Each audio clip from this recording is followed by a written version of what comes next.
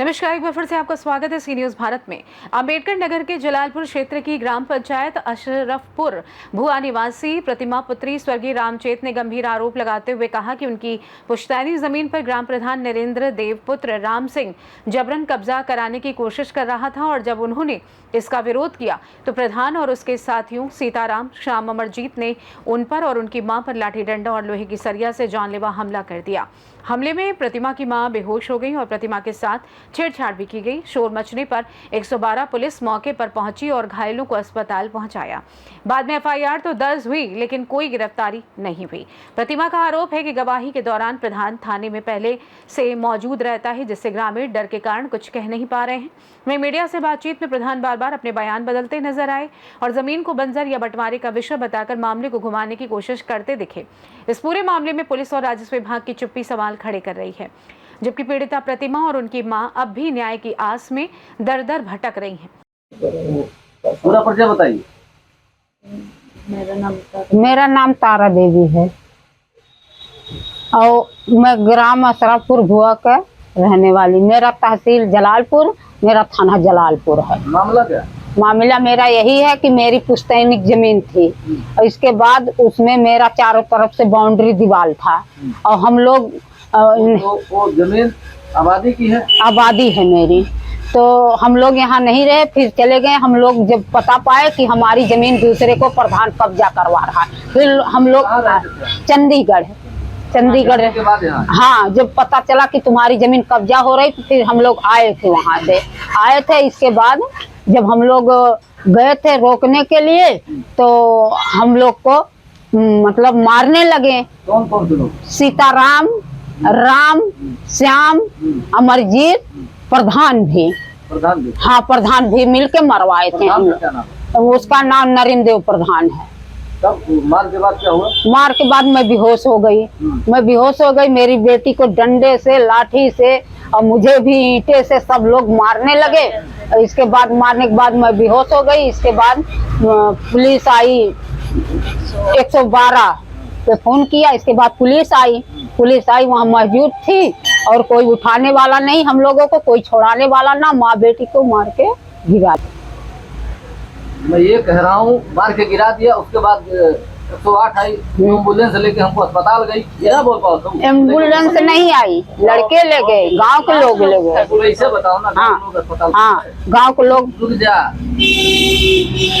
इस मामले में और अधिक जानकारी देने के लिए हमारे साथ जुड़े हमारे संवाददाता हरिलाल प्रजापति। हरिलाल जी, ये क्या है पूरा मामला अंबेडकर नगर के जलालपुर क्षेत्र का?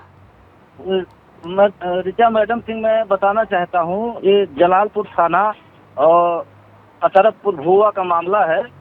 जिस तरीके मारपीट हुआ है प्रधान के सर पर, जो पीड़िता ने आरोप लगाया है, बहुत ही दुखनीय घटना है कि जिस तरीके पीड़ित को मारा गया और उस माता और पुत्री को मारा गया, माता बेहोश हो गई।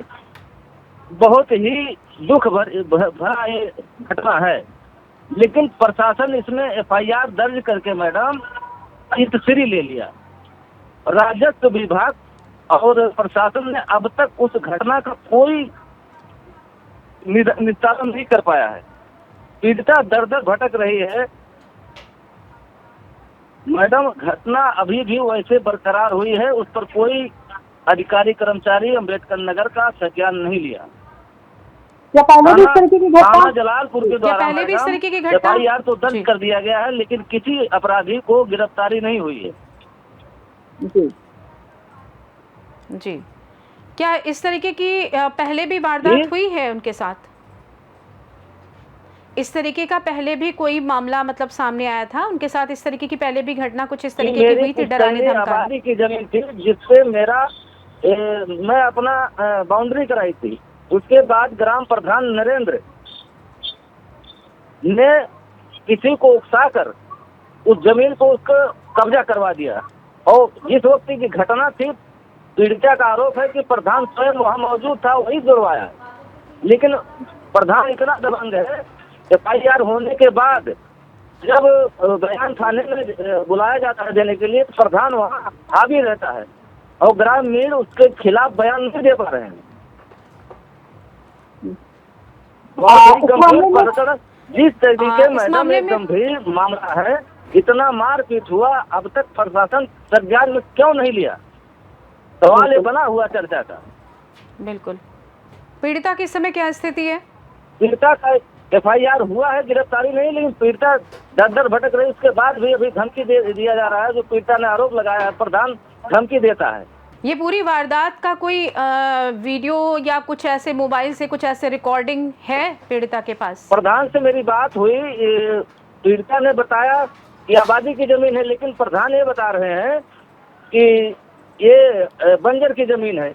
फिलहाल मैंने जब पूछा प्रधान से कि बंजर में कितने लोगों का घर बना हुआ, तो पहले उन्होंने ये बात कहा कि उसमें घर किसी का नहीं बना, लेकिन बाद में उन्होंने मुकरा तो फिर उन्होंने कहा कि कुछ लोगों का घर बना हुआ है। जिस तरीके प्रधान ने गुमराह किया मीडिया को, इससे साफ है कि प्रधान ही इस मामले को पूरी अंजाम दिया, इस घटने को। जी हरिलाल जी, पीड़िता के परिवार में और लोग भी हैं, उनका क्या कहना है इस विषय में? जी, पीड़िता के परिवार में कौन कौन है? पीड़िता के परिवार में उसकी माता है और पुत्री 2 ही हैं। पिता का स्वर्गवास हो गया है। ओके, तो माँ का इस विषय में क्या कहना है? माता का कहना है, मेरी जमीन मुझे सुरक्षित दिलाई जाए, मुझे न्याय दिलाया जाए, और जो घटनाक्रम में मुझे मारा पीटा गया, उन लोगों की गिरफ्तारी होनी चाहिए, लेकिन अब तक पुलिस ने गिरफ्तारी नहीं कर पाई है। जी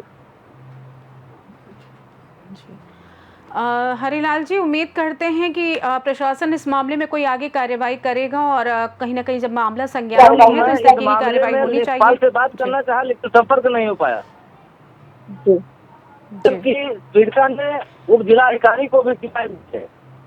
आखिर राजस्व विभाग भी मुख्य दर्शक बना हुआ है। इतना बड़ा घटना हो गया, राजस्व विभाग कहाँ है? अगर बंजर की जमीन है तो कितने लोगों का घर बना हुआ है, कितने लोग उसे बाउंड्री कराए हुए हैं, वहाँ तो राजस्व विभाग को भी जाना चाहिए था, लेकिन राजस्व विभाग भी अंधा बना हुआ है। हरिलाल जी, वाकई में ये बहुत निंदनीय घटना है। पीड़िता के पिता नहीं हैं, उनकी मां हैं, और इस तरीके से पीड़िता के साथ छेड़छाड़ और उसकी पुश्तैनी ज़मीन को इस तरीके से बंजर भूमि बताकर और इस तरीके से उस पर ज़बरदस्ती का प्रेशर बनाना, दबाव बनाना वाकई बहुत निंदनीय है और इस तरीके की घटना नहीं होनी चाहिए। मामला प्रशासन के संज्ञान में होने के बावजूद इस तरीके से कोई भी कार्रवाई नहीं की जा रही है प्रधान पर, जो भी दोषी हैं, तो ये वाकई में बहुत निंदनीय। उम्मीद करते हैं कि प्रशासन इस मामले को संज्ञान में जब है तो आगे कुछ ना कुछ इस खबर को चलने के बाद कुछ ना कुछ जरूर कार्रवाई करेगा, एक्शन लेगा। हरिलाल जी, आपको बहुत बहुत धन्यवाद महत्वपूर्ण खबर के बारे में महत्वपूर्ण जानकारी हमारे दर्शकों के साथ साझा करने के लिए। अगर समय रहते दोषियों पर सख्त कार्रवाई नहीं हुई तो ये न केवल कानून व्यवस्था पर सवाल खड़े करेगा, बल्कि पीड़ितों के विश्वास को भी गहरा आघात पहुंचेगा। प्रशासन को त्वरित और निष्पक्ष कार्रवाई करनी ही होगी। फिलहाल के लिए इस खास रिपोर्ट में बस इतना ही। देश दुनिया की तमाम बड़ी खबरों को जानने के लिए आप जुड़े रहिए सी न्यूज़ भारत के साथ। हर खबर आपके साथ, आपके हाथ।